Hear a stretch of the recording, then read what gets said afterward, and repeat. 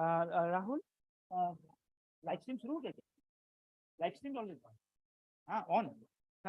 Hello everyone. Please, we should start.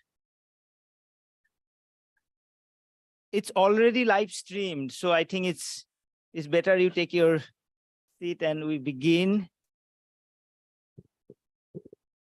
We will get more people coming in, but I think we should start. It's already 9:14.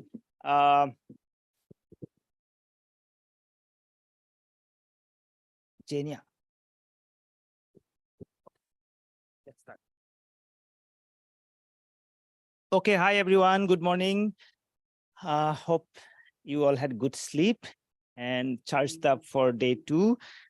So I am very, very delighted to introduce our keynote speaker for today. He probably doesn't need an introduction to most of you here who, of course, know him and know his work. I'm sure, like me, you all also have been influenced by his work. Our keynote speaker today is Professor Arupjyoti Saikia, who is a professor of history at the Indian Institute of Technology, Guwahati. He held Agrarian Studies Program Fellowship at Yale and also held Visiting Fellowship at Cambridge, SOAS, and he's been teaching as a visiting professor elsewhere too. If I want to start with his publications, then I think that will take a long time. So he won't be left with any time to give his speech. So I won't do that. I just want to say that he's somebody who, I don't know how miraculously he does. Every 2 years, he comes up with a 900-page book. I don't know how he does it, but so some of his seminal work, one, of course, that for me, that really shaped a lot of my own research is his book on the Brahmaputra, the biography, The Unquiet River. I always say this, even I think earlier once somewhere I introduced that, Professor Saikia's one book that helped me a lot during my PhD was, of course, another fat book that is 100 years of peasant movement in Assam. And that was very, very useful for my own research. And when I was writing my book, it was the next book that he wrote, which was then, kind of the Brahmaputra book. So, and his more recent work is the Quest for Modern Assam, a history that is 1942 to 2000. I think that's going to be a classic. And in fact, Asuka is organizing a book discussion 2 days from now. And he's received many awards. His Unquiet River was shortlisted for the Kamaladevi Chattopadhyay NIF Book Prize in 2020, longlisted for the Attagalata Bangalore Literature Festival Book Prize in 2020, and many, many more. So let me not go there. And we should start his talk. Title for his today's talk is Profits, Distress, and Speculation, Assam's River Islands in the Age of Colonialism. Please help me welcome Professor Saikia.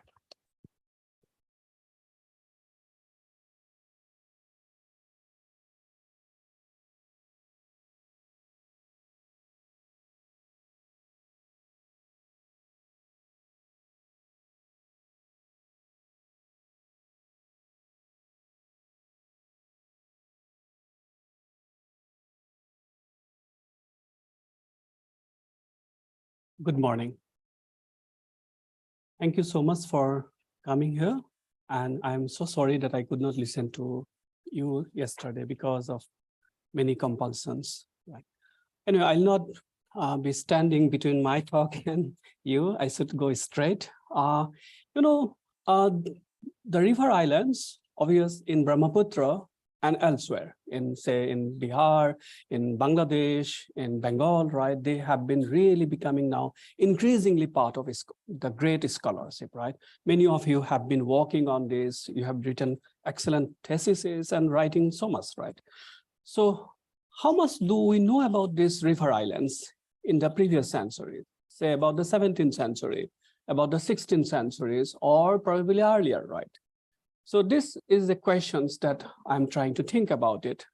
I'm not doing too much of discussions on the 17th or on the 16th century. I try to remain mostly in the 19th century. Even our understanding of the 19th century is truly limited for these river islands. Have we ever pondered over what life was like on the river islands of the Brahmaputra during the 19th century? Do you have any information about the population distributions on those islands? Did people farm there? If so, what kind of crops did they cultivate there? Where were these products sold? How did they reach the markets? Did the native population in Assam establish colonies there? Did the native landlords perceive these riverine islands as potential sites for capitalist agriculture? Most importantly, how can we find answers to these questions about this, all about these islands? These are quiet and unquiet river islands in the archives. Does our archives tell fascinating stories about these river islands? Probably in the first time, whenever we go to the archive, it will be truly deceptive. We will not probably get anything on the archives.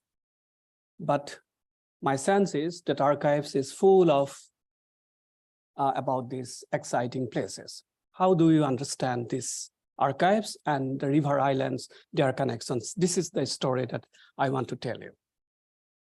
Where these archives, or where these river islands are significant, powerful, and promising enough to be noticed by the British colonialist and recorded in the Imperial Record Room. The 20th century historical scholarship on these river islands had long held a view that these river islands were serene and undisturbed territories. Most of the writings that were written for Assam in the 1950s, 1960s, they would simply held this view. And they will obviously appear, and they do come, and very irregularly and occasionally.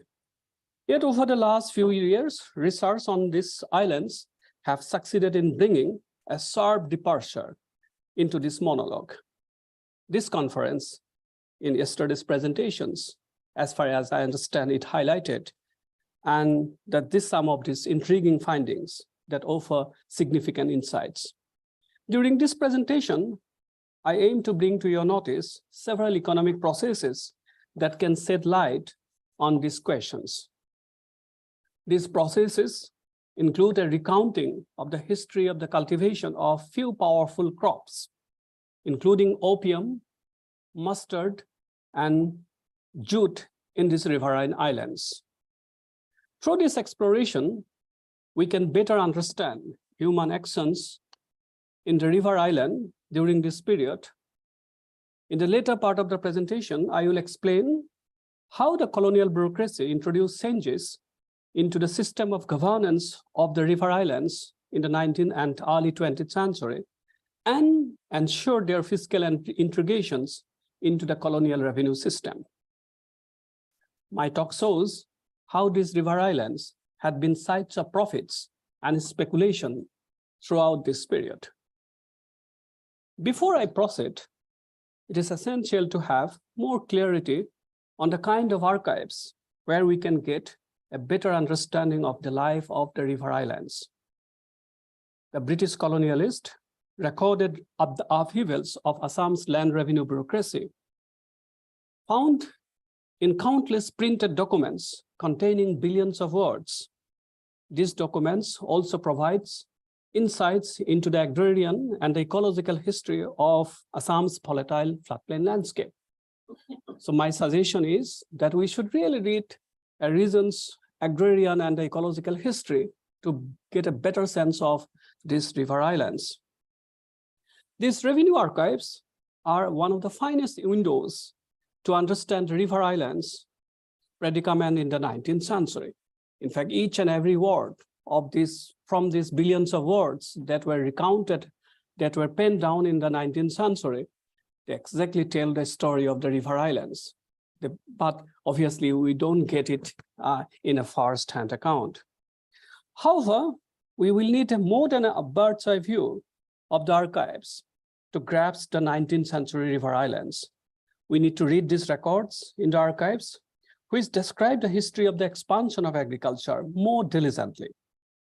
The human actions in the river islands often escaped the attention of the colonial revenue bureaucracy, but they remain present in other forms like crops and its production, prices, credit, land reclamation, livestock, or tax-paying subjects.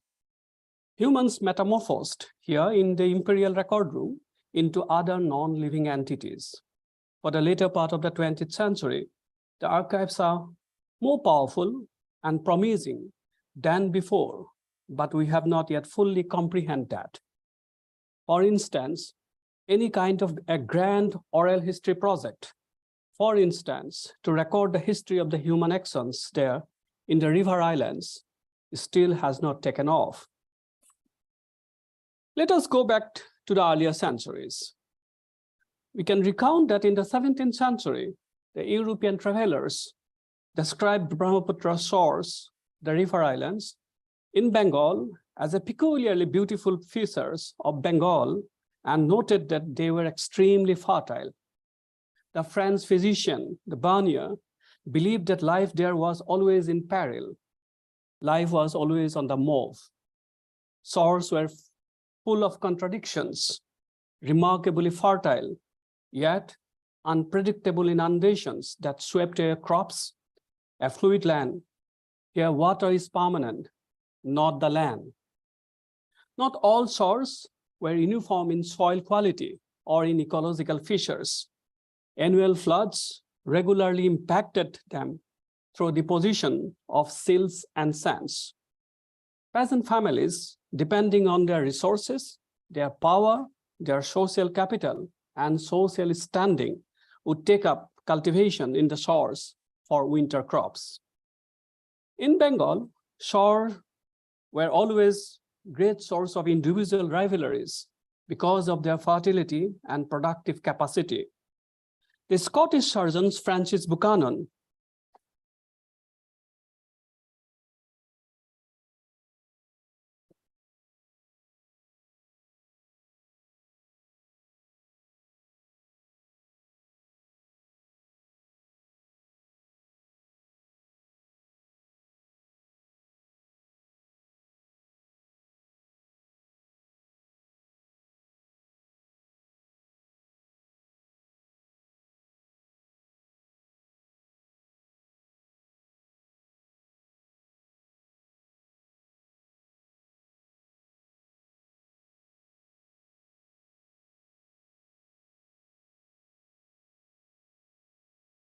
I'm so sorry for that.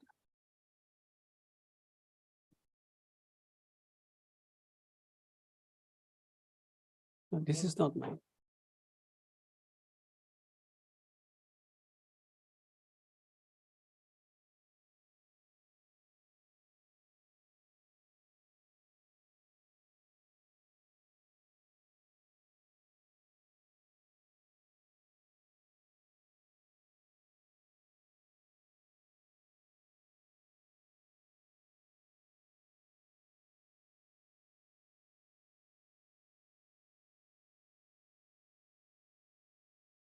Maybe I should continue. That will go on, right? The Scottish surgeon Francis Buchanan noticed the rivalry between peasant families over the right to the shores. He noted that the shores of Golpara in Assam's western part partly belonged to the one power and partly to the other. Here was one of the slides. Let us go back to the early decades of the 19th century. For the officials of the British East India Company, the river islands of the Brahmaputra offered many possibilities. One of them was the expansion of opium cultivation in these river islands. My intention here is not to recount the history of opium cultivation and its trade in Assam. This has been told many times. What we know little is that of the river islands becoming increasingly integrated to the network of opium production. Yes. This one. Here was what Francis Buchanan said.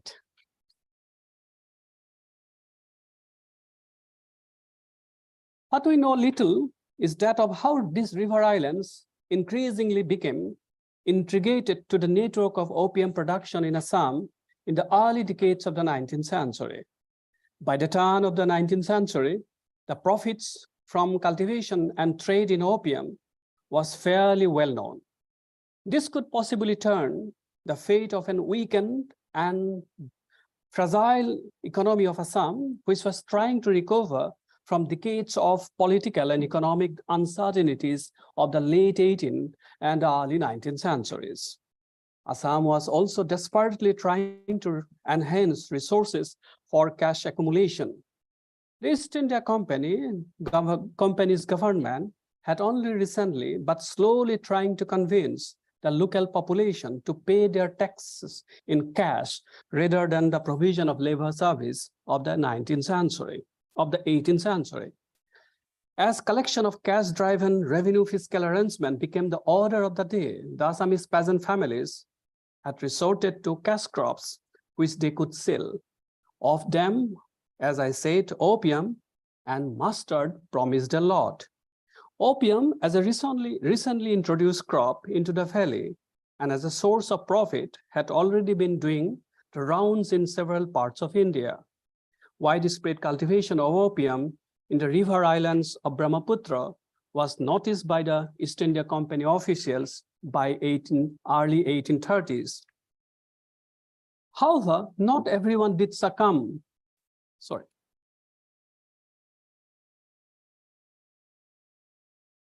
Did succumb to the pressure. Not everyone succumbed to the pressure of the East India Company officials to pay taxes in cash. Many tried to escape to the foothills, to the eastern Himalaya, or to the mountains of the east. We can only imagine that the task of opium cultivation was mostly taken up by those who were rich and powerful and had already was well aware of the commercial future of the opium as a crop that was happening in other parts of India. The other crop, which had already connected Assam's trade world with that of Bengal, was that of mustard. In the 19th century, travelers along the Brahmaputra during the winter months would speak glowingly of the yellow mustard fields along both banks of the Brahmaputra. Behind such vistas lay the floodplains story of production of millions of tons of mustard seeds over the centuries, a major source of export and earning for the valley even in the early 1800s. Mustard grew and still grows on the river's sandy floodplains and river islands. The saporis, as the EIC officials termed, sapori mohals. In 1809, mustard constituted 10% of the Assam's total exports to Bengal, exceeding only by rice and cotton. Rice and cotton that was exported to Bengal, this was not cultivated in these river islands. In 1837, Assam's commissioner, Francis Jenkins, found that merchants from Bengal make their advance for paddy and mustards in Assam in weeks-long trade fair during November and December. With the speculation of merchant capital playing a dominant role, mustard production grew rapidly. An account of 1841 estimated that mustard seed forms about 1/5 of the whole of exports from this region to Bengal. The river islands were also farmed by the native peasants for cultivation of spring paddy known as ahu, which was a broadcast variety of paddy. It was partly an outcome of the environmental conditions of these river islands and also the rational choice of the peasant families. The valley's agricultural production was intricately linked to the volume of rainfall. The vulnerability of the peasants to the whims of nature was very high. Cultivators looked up to the sky for early signs of monsoon clouds and prayed to their gods for a good rain, but often their prayers were not listened by the god. Those who had very little land and were without other means of productions to supplement the cultivation of rice, they easily fell prey to the wrath of nature, but some fought back. Clever peasants regularly mixed spring paddy, that is ahu, and broadcast paddy together, that is bao, with the hope that if ahu was destroyed by the early flood and the deep water winter rice known as bao would survive, and the river islands perfectly work for these environmental choices. The opium, whose journey I have already described, its journey was unfortunately temporary. The colonial government prohibited the opium cultivation in Assam in 1861. Peasants violently resisted this, but the smarter peasants, they resorted to other crops, which had a ready market in Assam and in Bengal. For instance, by 1860s, sugarcane cultivations for jaggery, widely used in Bihar, in Bengal, and in Assam, became a marked feature of the agrarian cultivation in the river islands. It replaced the opium cultivations to a great extent.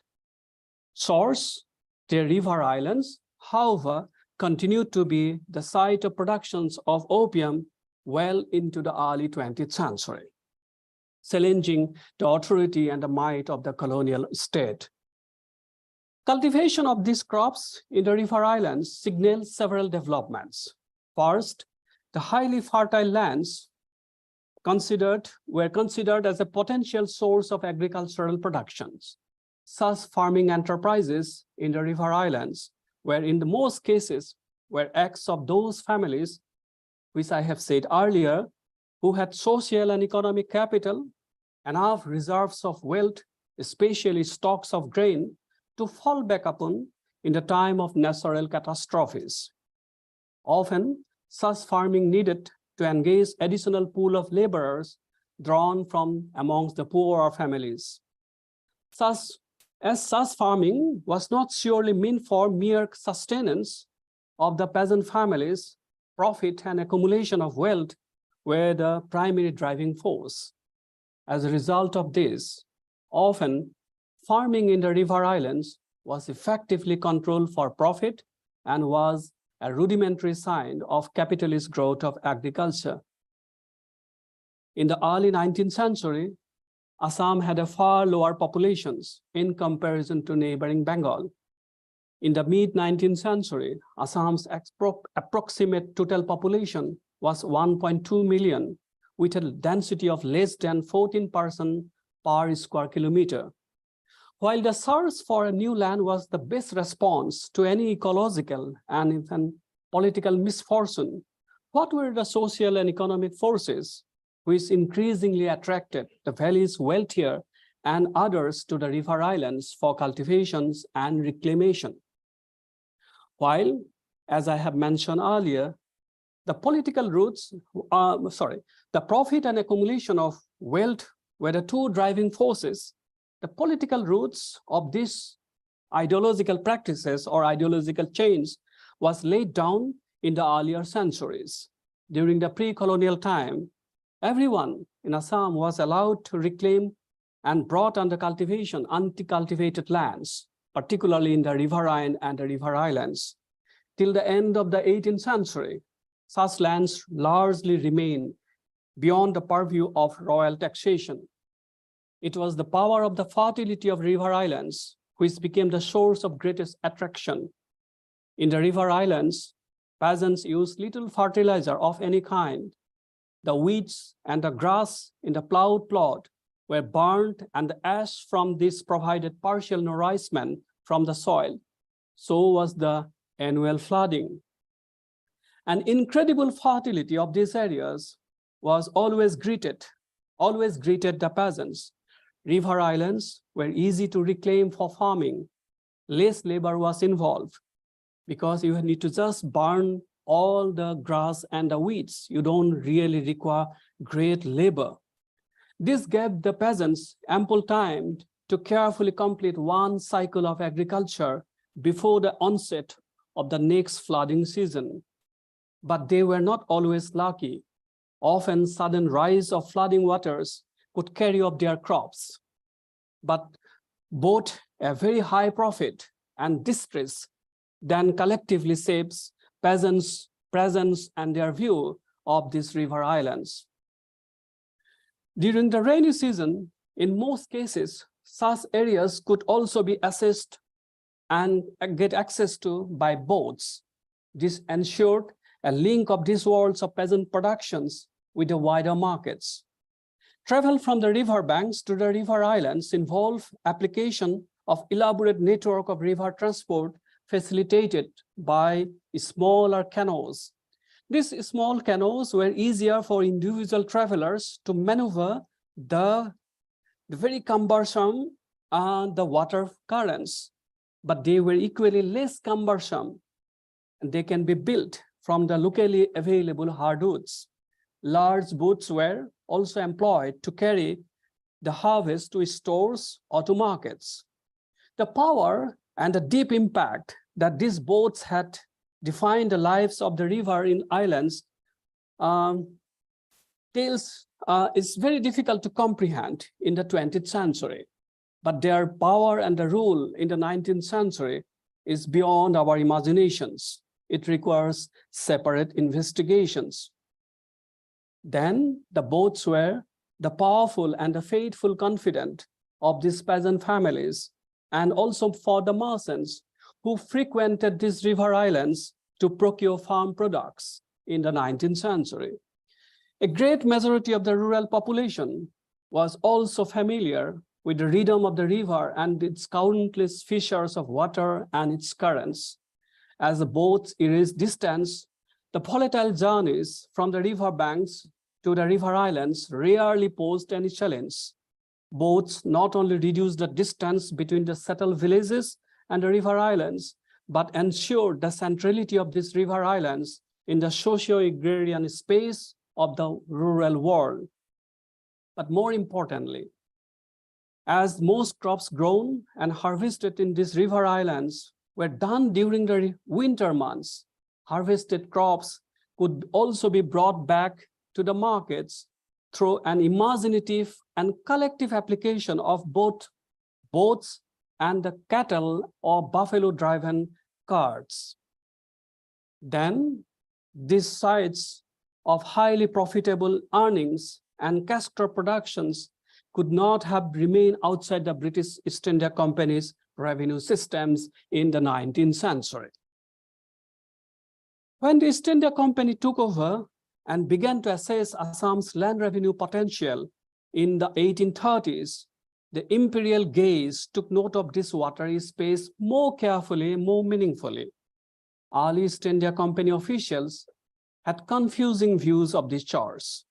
The East India Company's agents in Assam, one of them opined that the Assamese peasants, and I quote him, never cultivate the chores and generally leave the bank of the river totally uncultivated.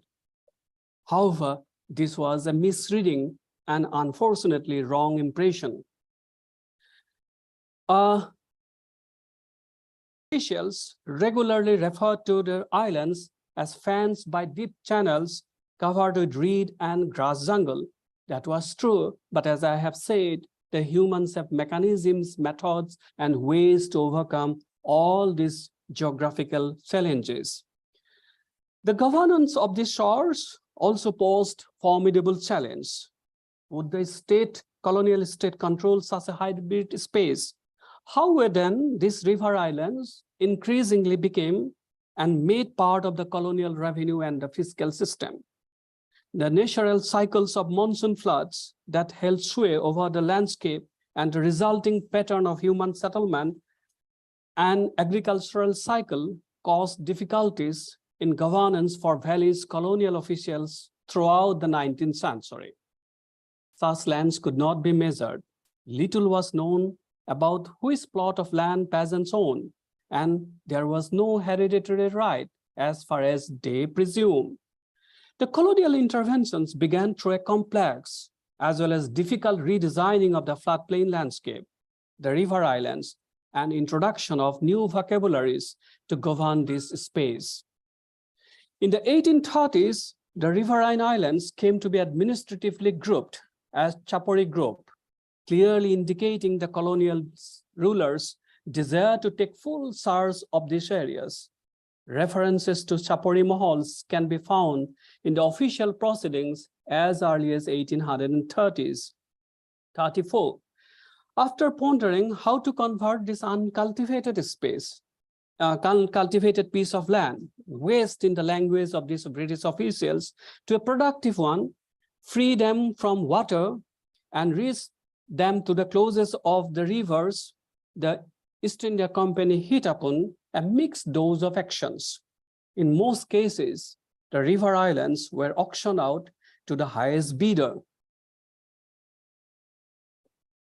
The lucky winners would settle the peasants here to cultivate opium, spring paddy, and the mustard. In 1835, in Darong, in central Assam, there were 13 such river islands which were farmed out. These numbers were, however, never permanent. As the British colonial officials began a series of bureaucratic interventions to integrate these river islands with the colonial fiscal systems, these officials also learned about the intricacies of coexistence of the local peasants with the water. A cartographic division of this riverine geography began to take shape as in the legal and revenue parlance of the British officials. However, the utilitarian and the cultural imagination of the Assamese peasants hardly distinguished the islands of the river from that of the very vast stretches of sandy river banks.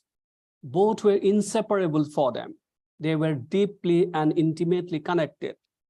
19th century Assamese lexicons describe both of them as Sapori, familiar with the vocabularies of Bengal. However, the East India Company's officials began to make distinctions between these two. The islands came to be known as shores, while the river banks came to be described as chaporis.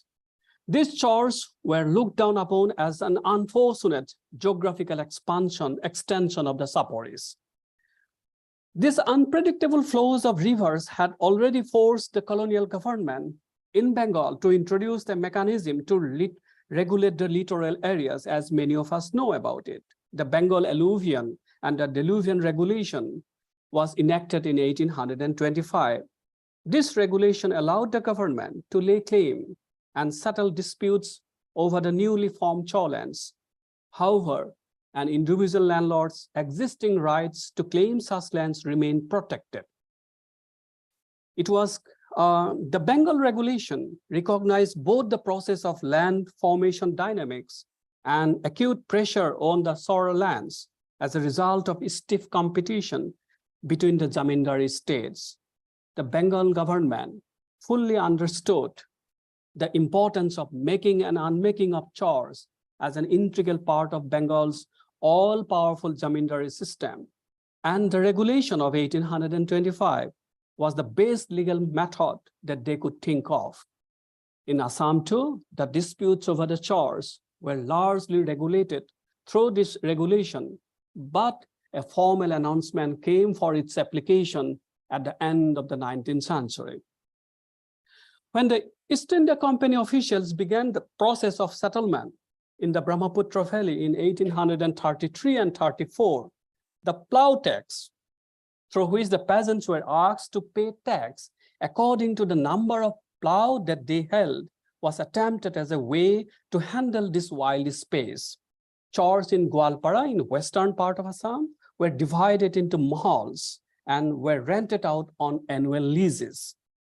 Administrative life of chars did not change much in Gwalpara here until the second half of the 19th century, when 2 rounds of surveys of the chars were carried out.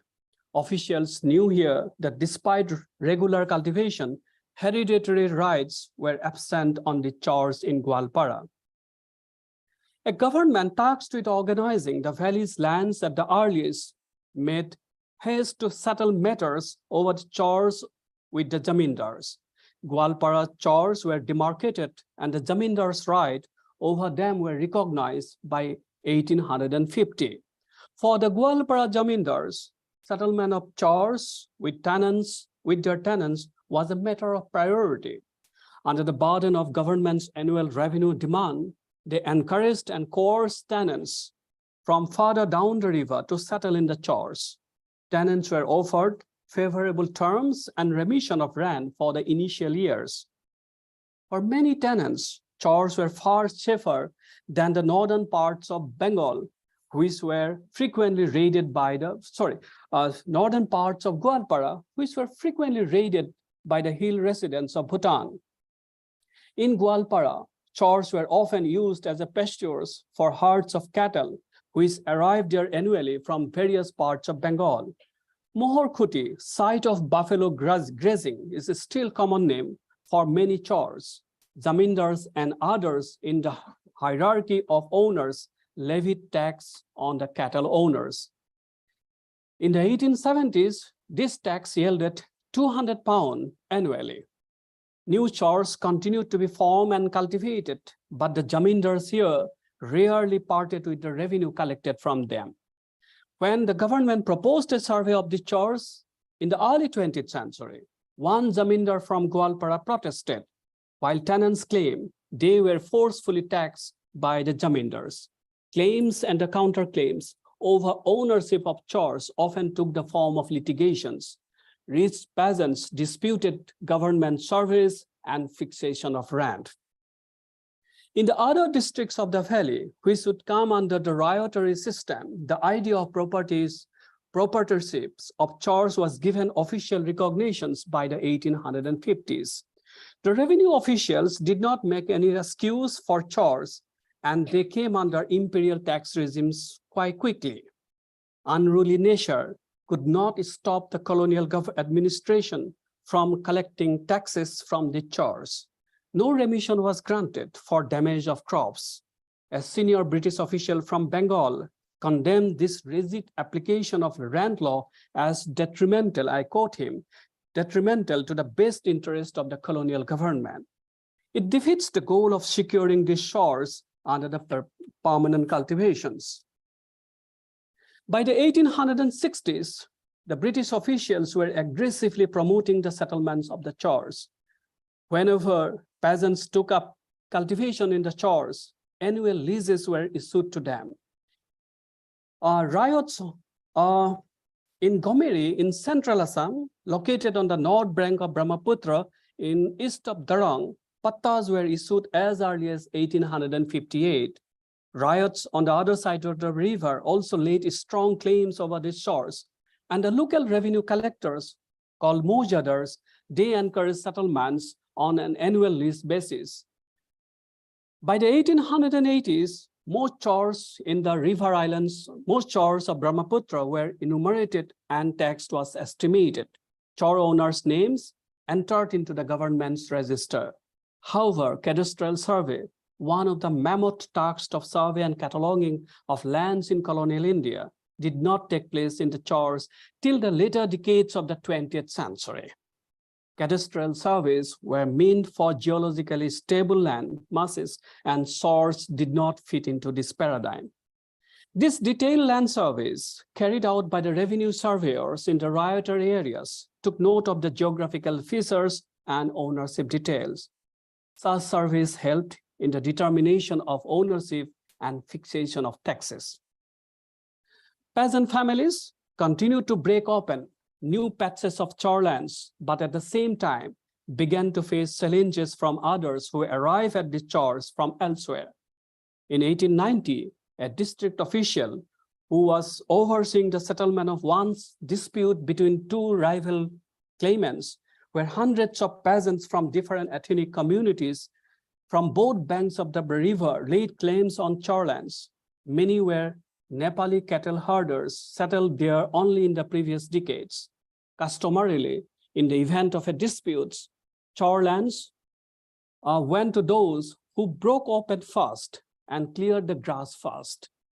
The revenue collectors, the mojadars, who were the official revenue collectors, gave this a legal sanctity and provided the new owners with pattas, that is the lease, and started collecting rand from next year onward.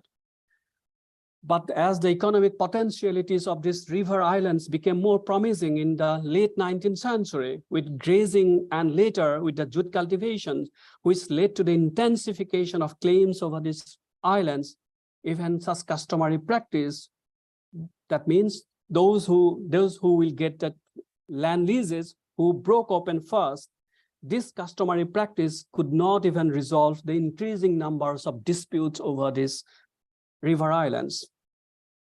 Changing river courses also resulted in changing territoriality of the chars.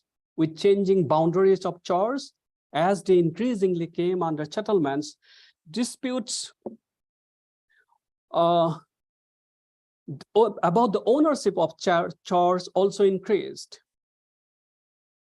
This was how it was reported. The chars could disappear overnight, forcing entire populations to migrate to another locality, undertake fresh reclamations. Reclamations of these river islands involve intricate social political dynamics, as permanent legal rights were not resolved and involved. It was a matter of asserting claims over the newly formed chars. Even if there was permanent habitations on the chars well into the later decades of the 19th century, human stamps on them were clearly visible. For example, Imperial Revenue Survey maps clearly indicated that these spaces were under cultivations. Most chars had names given by the peasants on behalf of those who frequented them. Often such names carried names of individuals of villages, usually from powerful peasant families. Naming empowered these families to perpetually assert their claims on the chars. Hamider char, Amuker char. So these are the process through which they will continue to assert the cultural right over those territories. If a char disappeared and another appeared a short distance away, the old owners would normally claim rights over that one and christen it with the names of the vanished one. Reclamation and assertion of rights over the newly formed chars involve intricate social political dynamics, which I have mentioned earlier. Yet the river islands did not always provide one uniform narrative. Often there were not many takers for the chars, which were settled annually to the highest bidder. Fluctuation in bid prices, auction prices were quite common in areas of Gwalpara, which did not have a population pressure well into the early 19th century. Zamindars were unwilling or willing to bid to a higher bidder only when firewood was available. They only acted as a site for collection of firewood. But situation changed rapidly and dramatically towards the last years of the 19th century, when Gwalpara Zamindars, with more peasants from farther down, willing to open up land here for jute cultivations, they began to lay down strong claims on the chars. So jute became another catalyst for the opening of char lands in the late 19th century. New buyers of the char lands were not necessarily from the houses of the zamindars. Sometimes they were the rich tenants of the zamindars too. By the early decades of the 20th century, chars had become significant sites of human actions. The conspicuous human movement into the chars of Brahmaputra was noted by the Indian officials as early as 1911. Relatively low population pressure and the Jamindar's desire to settle more people in the sparsely populated areas explain these easy terms. The new lands closely resemble their homelands. 10 years later, in 1921, when almost every train and steamer brought migrant peasants from East Bengal districts to the chars, a district official enthusiastically reported how the newly arrived peasants had transformed the chars. More chars, still under the control of the government, were auctioned off to the highest bidder in the subsequent decades. Two unnamed chars, there was no name for the chars. It fetched its rupees 500 in 1930. It was a 10-time jump from that of 1905. Why did the peasants migrate from farther down?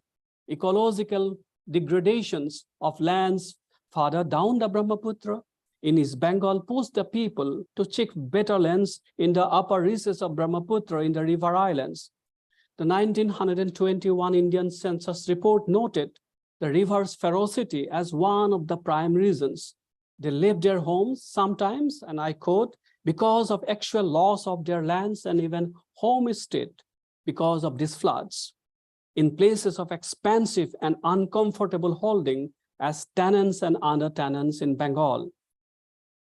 They are become in Assam cheap and fertile, plentiful and fertile land with the freedom of a riotary settlement. It was easy to begin a new life there, as these particular things have said. Particular quote, right? East Bengal peasants were preceded by Nepali graziers. As I said earlier, initially, the majority of these graziers were retired soldiers of the British Indian Army's Gorkha Regiment. Assam government encouraged settlement of the Nepali cattle herders in the floodplains of the river islands of Upper Assam, with the aim of enhancing revenue and also to ensure a better supply of milk to the Assam's growing urban populations. The gradual increase in the number of Nepali graziers not only boosted the dairy business, but also heralded a new era of more aggressive reclamation of these river islands. Since 1888, the government began to tax these animals too.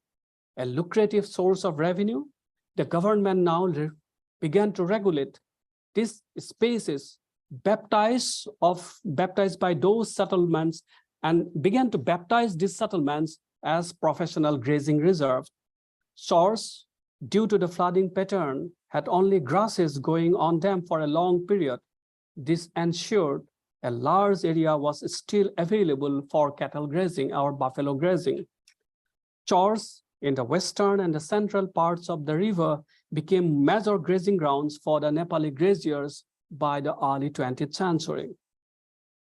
By then, the imperial government had explored all possible avenues of taxing economic activities in the chars, including classifying chars as similar to the highly productive highlands. When the peasants from the East Bengal arrived in the chars, the land reclamation process was regulated not by revenue wing of the government, by a group of earlier occupiers of chars known as matabbars, who exercised enormous political and social influence. With more people in the river islands, the claims of the Jamindars, village ethnic communities, and individuals on the chars intensified substantially.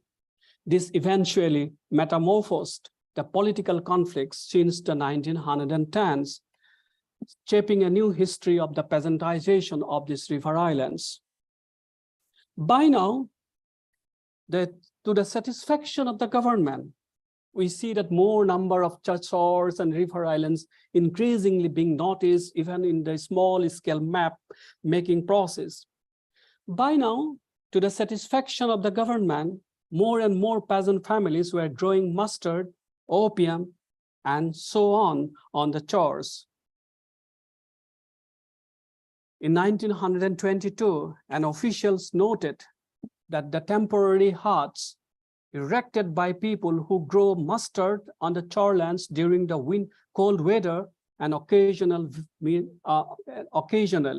but more intensified manner. Taxes grown in the chores, crucial for house building of the poor as well as for the riches, also came under taxation initiated by the Forest Department, a practice widely condemned even by the tea planters of Assam. By the mid-19th century, with population increasing in the river islands, claims and disputes over land became intense. Restrictions imposed by the Bengal alluvion and the diluvian regulation was found to be standing in the way of large-scale opening of the chores. To encourage settlement here, this regulation was put into abeyance, partly in 1929 and completely in 1937. As chores were reclaimed, and I would like to conclude, there was a permanent presence of increasing number of population. The colonial government sought ways to impose its authority over these hybrid spaces around the time of the mid-20th century. The temporariness of the chores had given way to a far more permanent character by the mid-20th century. Chores became integral to the life of the valley. The history of this post-alliance account of the river islands and the mainland is recounted by many, including this very promising works of this conference. Thank you so much.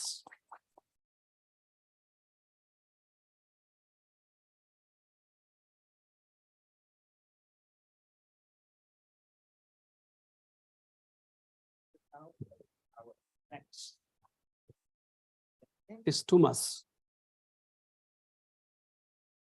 Hello, sir. Thank you for this wonderful presentation loaded with empiricism and empirical insights from the Brahmaputra Chor. So historians always love to engage with this debate of continuity and change, continuity or change. So what we see in Bengal Chor, for example, is that first of all, I think that Bengal chors have not been very well documented as Assamese chors have been. So the thing is that also in Bengal, what we find is that the Farakka barrage, it has been a very severe intervention on the fluidscape of the lower Ganga basin. And the chors, the river islands which were there in Bengal during the pre-Farakka phase, I think the character, the the geomorphological character, it was more permanent than the chores that we see now during the post Farakka implementation period. So, so what about Assamese chores in terms of this geomorphological situation? Because what is happening in Bengal is that also this materiality to a great extent is impacting on the social and the political fabric of the river islands, because there is no recognition for these river islands, and they are also considered to be just water, because in the most of the official documents of contemporary times, in the block development office and all the documents where about different blocks are there, we seldom find the mention of these chor lands of Bengal. So what would be your reflection to that? Do you think that this permanent and temporary nature of the chor lands also play an important part in this fiscal, administrative, and bureaucratic system? Okay, there are two questions from you, right? Essentially about the nature of archive about the chores in Bengal, and about the permanent and the fluidness of the chores in Bengal compared to the Assam story. Personally, I feel that it is the necessity to rethink and re-examine the archives from a different perspective. That is what the requirement is. And this is the urgency that this conference calls for. Archive, I should not say it is poor, it is full of poverty, or it is essentially, the chores and the archives relations are much more potential and much more powerful than we can imagine, right? What essentially we require is the directions or redirections of our attentions. What kind of words, what kind of vocabularies we are looking for in the archives? I would prefer for the 19th century that let me read about the dacoities and robberies and cattle stealing or other such kind of phenomenon in the archives. I would also look forward, for example, in the drops in the revenue collections, right? Drops in the revenue collections is essentially symptoms of the sudden rise of flooding water, and which will basically impact the crops collections or harvesting processes in the river islands. You know, no officials would essentially describe these developments in a strict and a direct language. We really need to read the archive in their metaphors, to understand these metaphors, and probably also to read in sorts of different language. We really need to keep ourselves free from all the vocabularies that we are familiar with while we read the archives and archives in source of the river islands. No chores will appear there. Chores will come when there is a serious political dispute, right? For example, all the political disputes that happened in the 19th and early 20th century, and officials were actually working and he was there to oversee these settlements, he will obviously report. But the life in the chores are not only about these colonial officials. Life in the chores are also about the human and also the actions on the non-humans. I would prefer to read the writings probably of a hunter, a wildlife photographer of the early 20th century, or other travelers who would be amazed by the complexities of these archives, right? They will report more aggressively than an bureaucrat or a revenue bureaucrat. So I think it essentially requires what kind of records we are reading in the archives, right? If we simply read the archives in terms of settlements, rights, no, probably it is the fiscal history that we should look forward to. We should look forward to the history of the non-humans, which will be more, but also other kind of ups and downs. As I said, the history of the revenue collections, right? The chores were an integral part in terms of that. In fact, all my readings of the 19th century about that.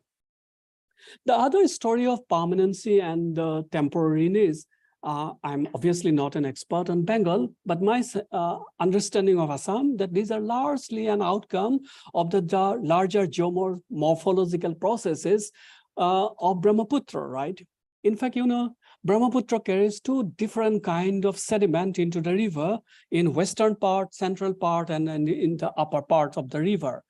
In the upper part, it carries more finer varieties of sand, which really do not have a sticky character.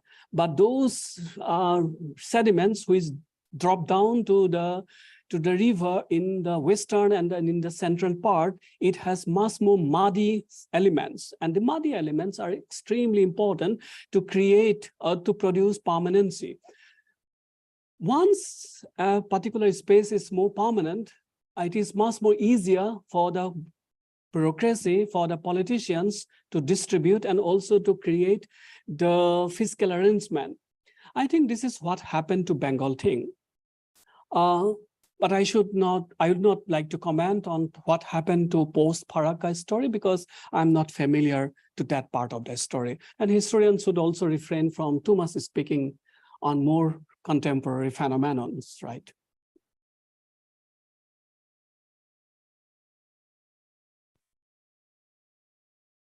Thank you so much, Professor Saikia. I'm not an expert on Assam chores at all, but I wondered if you could say a little more about what the archives might have to say about the uncertainty of the chores and their disappearance and reappearance regarding uncertainty and variability in hierarchy. And so did social structures of class, for example, change because of the landscape's sort of ephemerality and changes. So I think you mentioned that so many of these chores were owned by a particular zamindar or they were, named after. But if they disappeared, then would there be these structures of caste and class that also undulated, or was that sedimented somehow, even though the rest of it was in a flow. So I just wondered if there's something of the 19th century to be said about class shifts in hierarchy through the chores.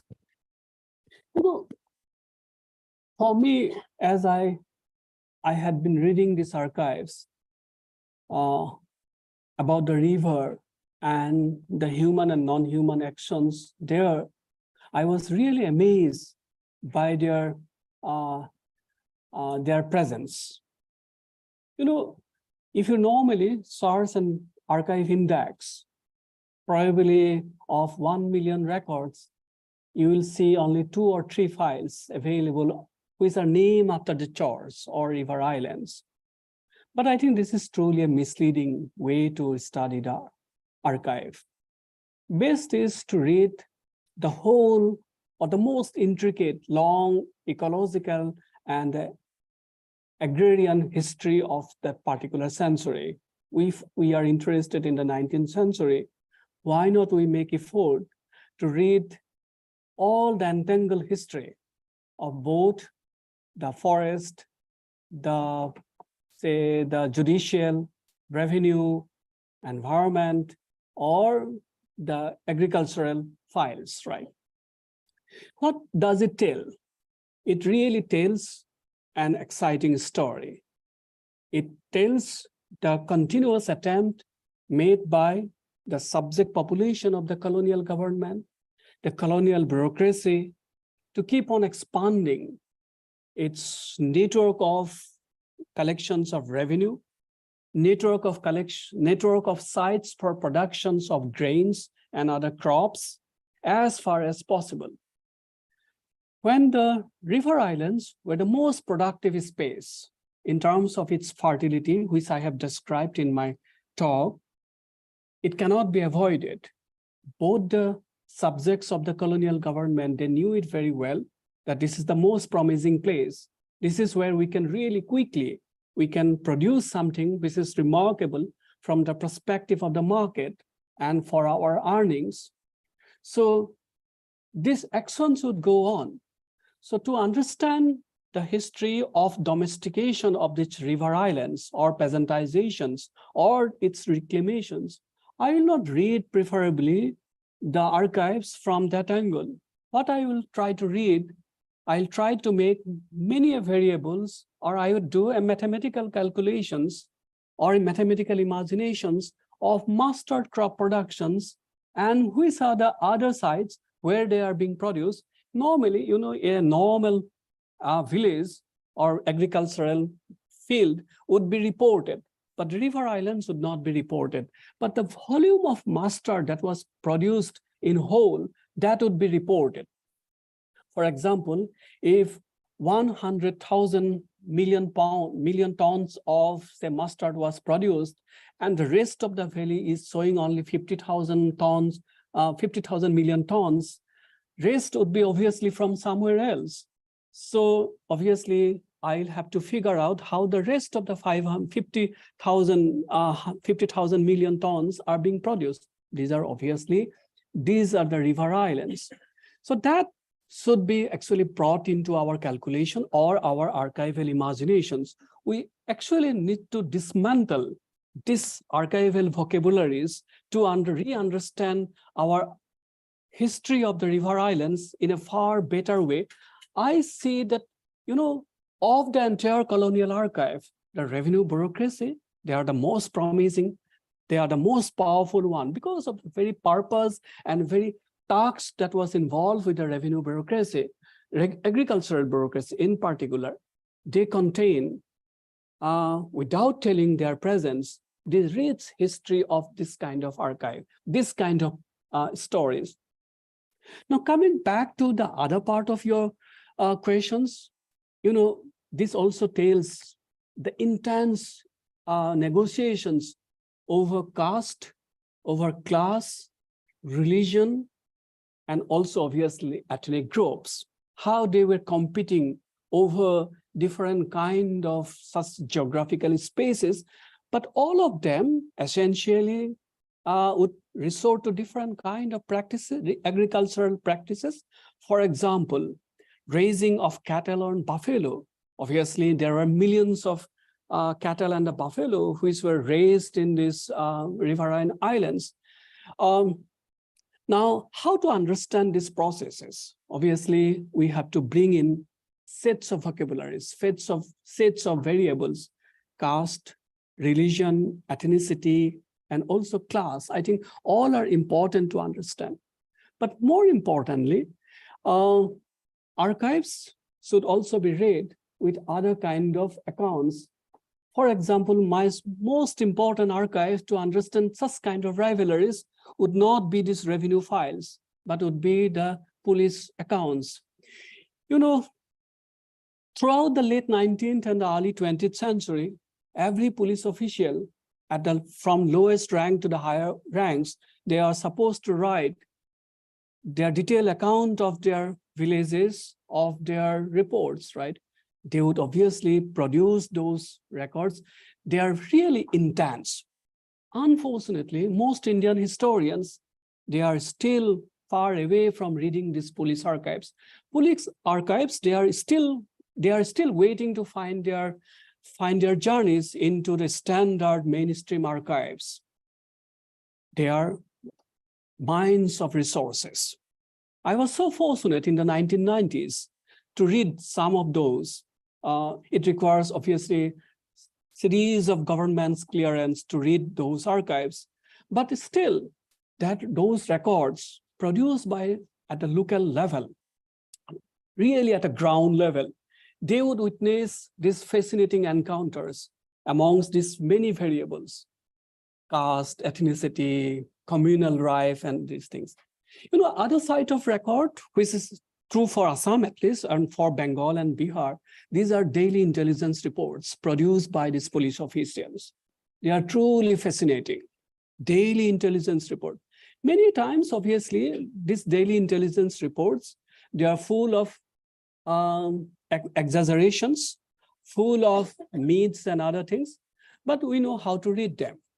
We do obviously have developed over many, many decades, sophisticated ways to comprehend these exaggerations and comprehend many nuances, but still it tells grand stories. Why not we read also grand literary archives? Bengali, Hindi, and Assamese, right? I'm not talking about other languages. I'm not familiar with them, but these literary accounts are full of excitement of this 19th century dramas unfolding there. You know, the finest other accounts of the sailors traveling across these rivers. They were the best persons to report what was happening because they saw almost every day. For example, the jute Byaparis, the merchants, right? They reported almost on their every account, right? That this is how I have seen, right? What kind of goods this river island, because they're not supposed to buy, these sailors are not buying directly, but they are at least noticing those phenomena. But more importantly, all these informations are small scale. We really need to scale them up, right? To make them appear as a grand narrative, right? I think all this require careful attentions to range of archives and our ability to use multiple variables, multiple sites together. It requires a very balanced and judicious application of or engagement with range of archives. I hope I could at least partially engage with your question.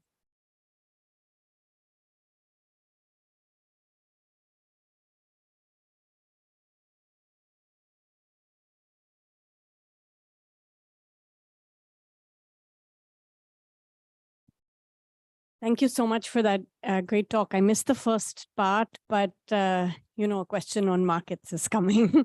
And it reminded me of the conversation we've had years ago about actually thinking about markets in this part of India. But, you know, one thing that struck me, and I've spent a lot of time looking at the settlement reports in central India.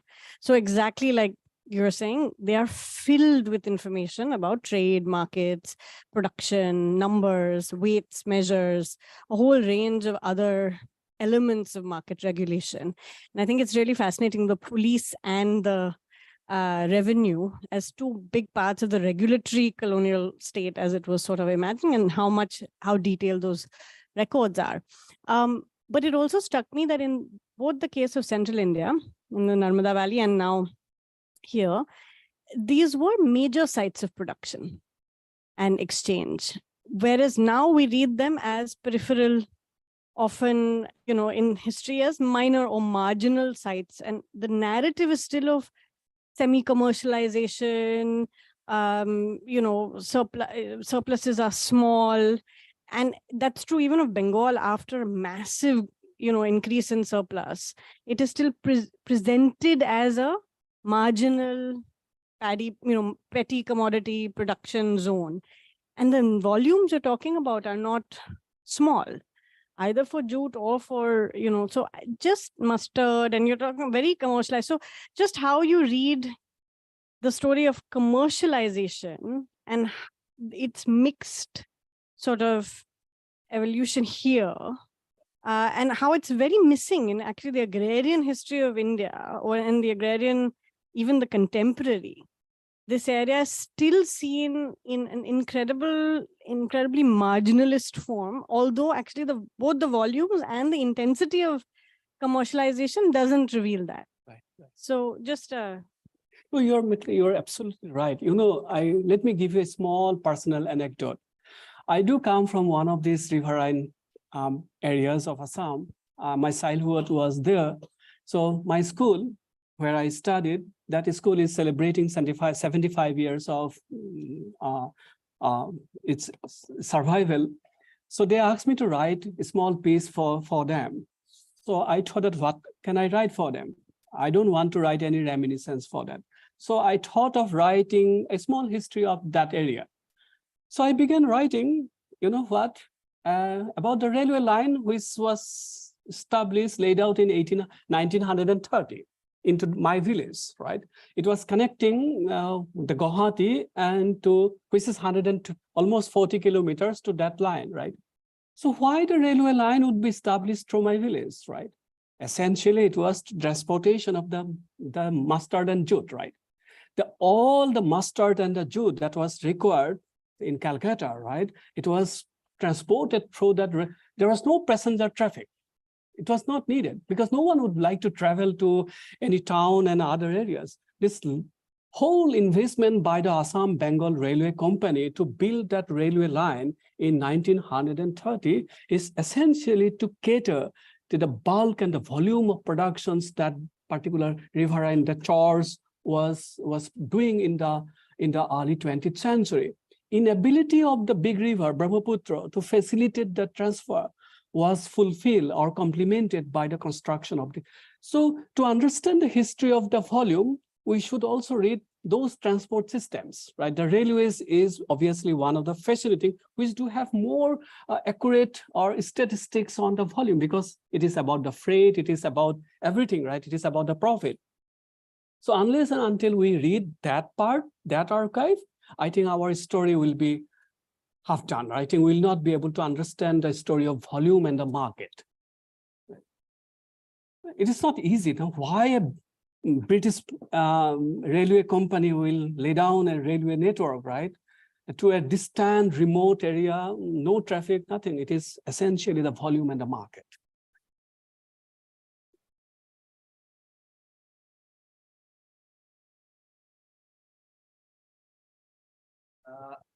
We have no time. Our previous session was supposed to begin at 10. So we have to now, unfortunately, we can't entertain. You are here. So do you have a very quick? Okay. And He can. Okay. Yes.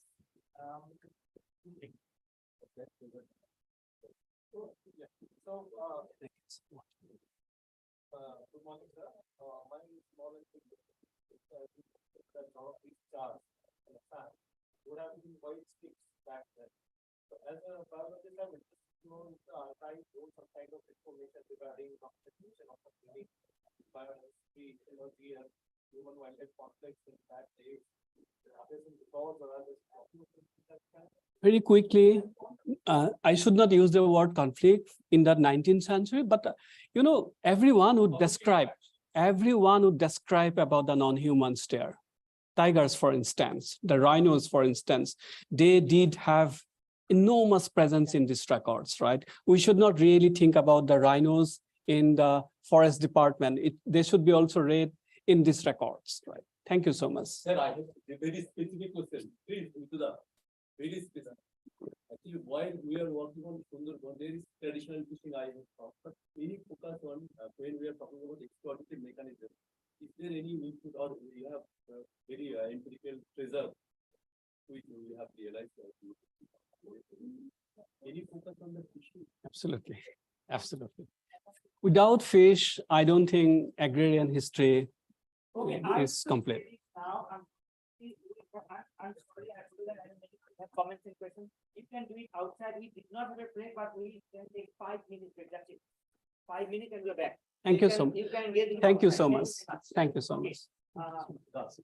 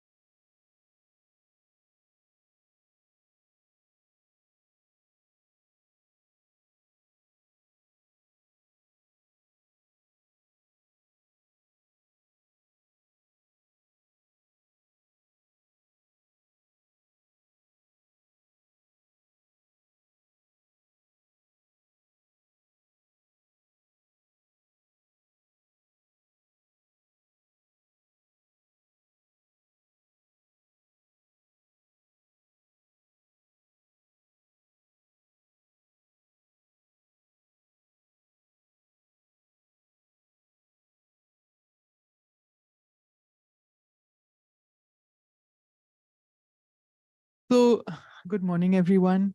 I am very pleased to introduce Amrita Dasgupta, who will speak on the Sisyphean resilience sex work on the eroding coast of the Sundarban. And I will be very tough with time. Okay, looking forward. So,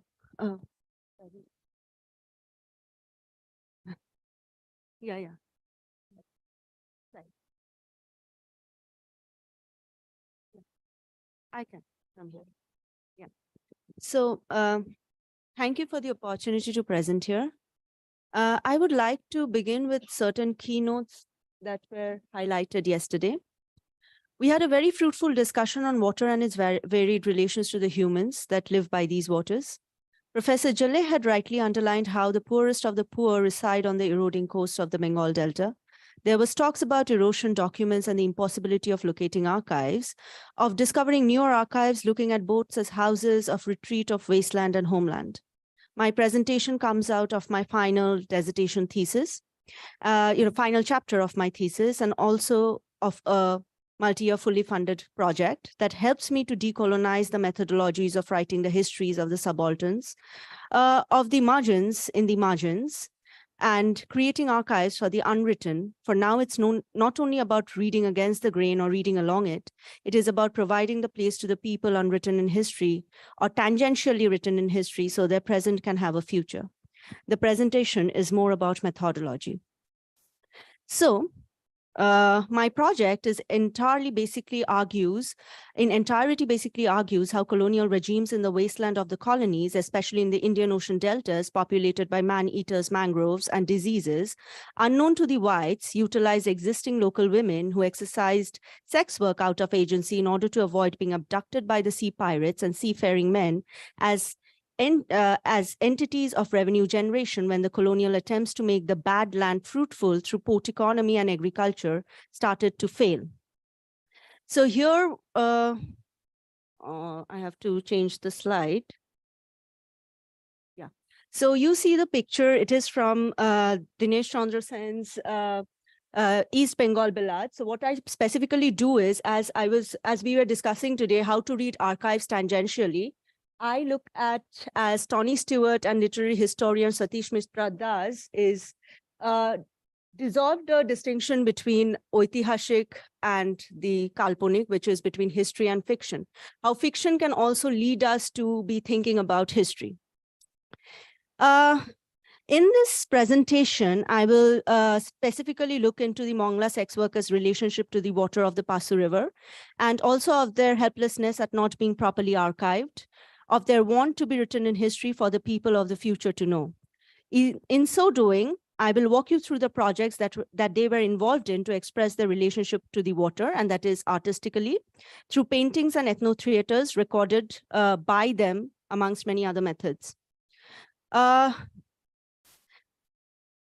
Moving to the next slide, I introduce you to Mongla, which is a few hours drive from Jashore in Bangladesh and specifically located in Khulna.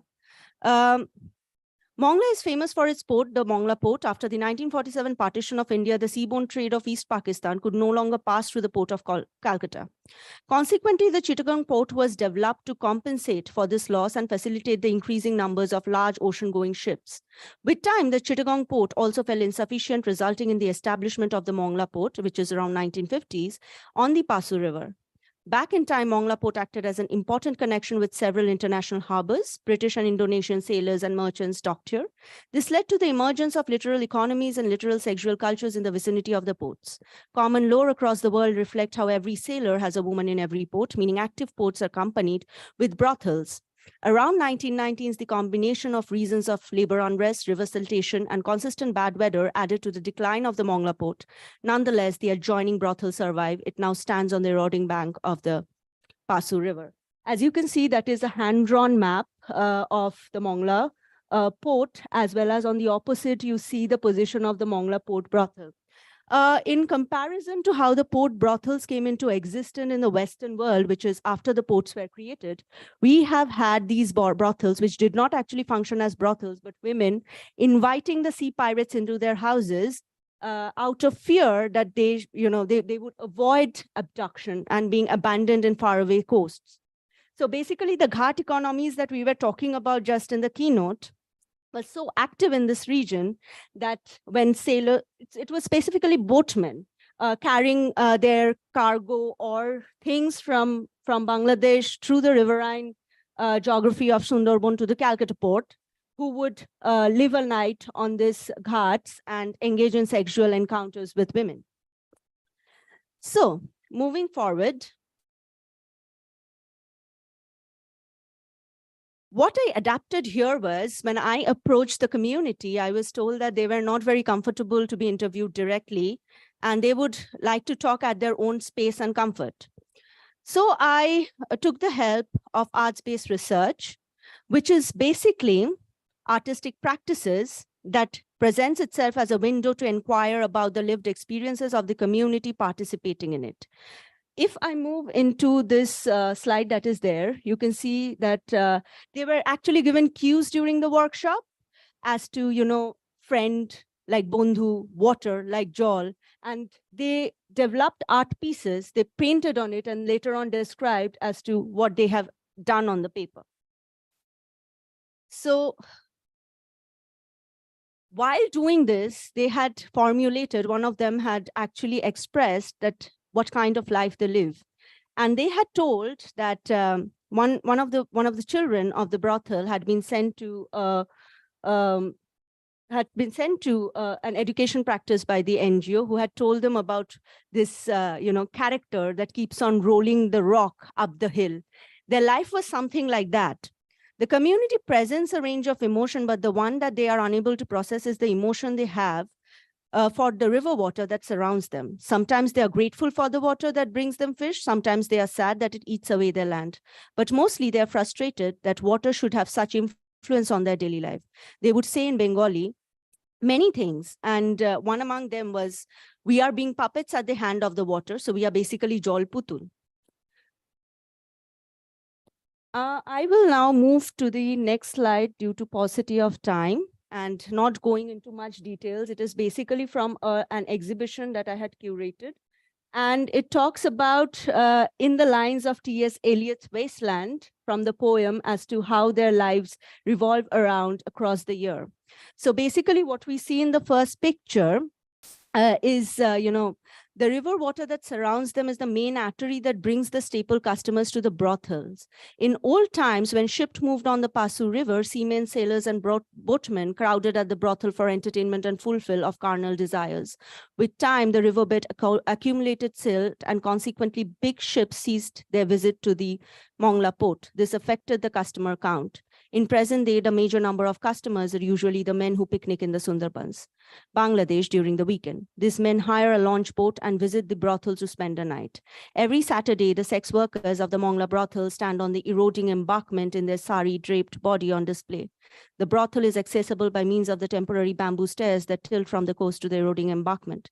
Customers anchor their launch boats along the crumbling embankment of the brothel and wait there to select the women they like best. Once the selection is made, they pay the money and are escorted to the huts by a trustworthy male worker of the brothel. This is more or less the daily life of the sex workers of the sinking brothel. It is evident how water is very important to them, how the embankment too is indispensable. It is on this embankment they live their life and work. So basically, like Sisyphus, the Greek mythological character keeps on rolling the rock. They keep on doing the same thing again and again. This is their life. And the second picture that we see is basically the embankment of the brothel, where they bury their co-workers when they die. And as I was referring to Eliot, it reminded me of Eliot's Death by Water, because they keep saying, we come from the water, we go back to the water, the dust is not for us. So before the corpse of their co-workers can be consumed by the soil, they many times rot or due to erosion fall into the water. And that is how, they die by water, not just, due to climate crisis and increase in sea level rise. I will, again, due to paucity of time, move to the next slide. And just, I have a few slides here, but I will just talk about this. out of the art project that was done with them, one of the sex workers, and due to ethical purposes, I changed her name. So let's call her Sophia. She paints this. And she says, this is how our embankment and this is how our brothel looks. If you see that the red light area, she has provided colors or put colors to the homes that are there, the homes that belong to them. And if you look down, you'll see that there are pencil painted huts, which is in the villages, but they don't have color. And I asked her, did you not have enough time to paint those houses? And she told, no, it's because I don't know what color to give them. They are just our customers. We have no personal relationship with them at the moment. And they want to throw us out because looking at land revenue papers, you will realize during the time of Ziaur Rahman, though sex work was not legalized, the women living on these embankments, which actually encroach much more into the water, had ownership rights. So when you go back, you'll see that smaller portions of lands are named after women. But now that their land has been, eaten away, according to the accretion law and erosion law of Bangladesh, they should be rehabilitated on the coast that is being rebuilt. But they cannot go and ask for their rightful rehabilitation because the land ownership paper states the name of the sex workers that were then, not now. So it will go back to the families of the sex workers that resided then in these coasts, not the people who are residing now. So this is one of the art pieces, and from the Bengali, I have translated it into English as the present plea, what their present plea is at the moment. And if you see there are dark patches. This is a kind of an art politics due to ethical reasons. Again, their name had to be erased out. The only complaint that they have that we are not written anywhere, even our lands do not belong to us. So I will move forward with two videos. One is where you can hear the sound, and the second, due to ethical purpose, will not be recorded, but it is from one of the practice sessions of the Ethno Theater. You will see that they describe through songs their relationship to the land and water. Thank you. Yeah.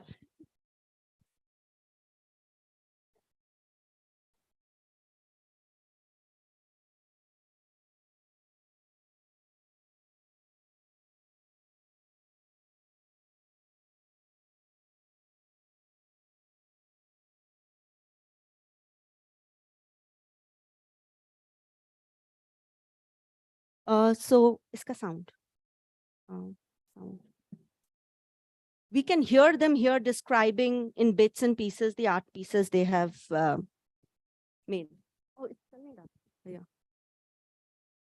Just a moment. पहले से चलाऊं.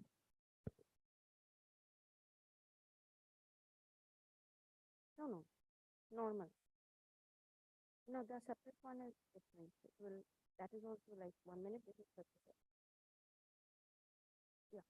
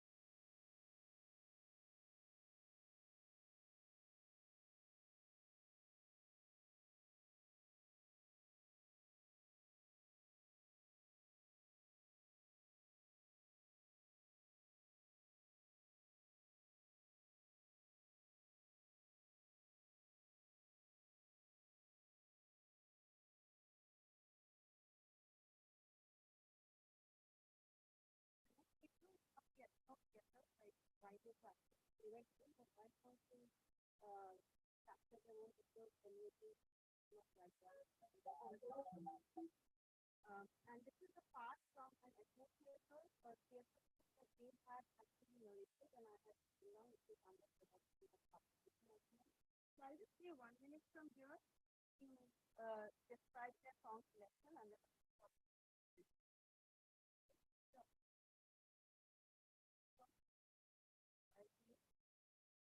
and finally, do not because they have our content of their paper. They would not like to see circulated art.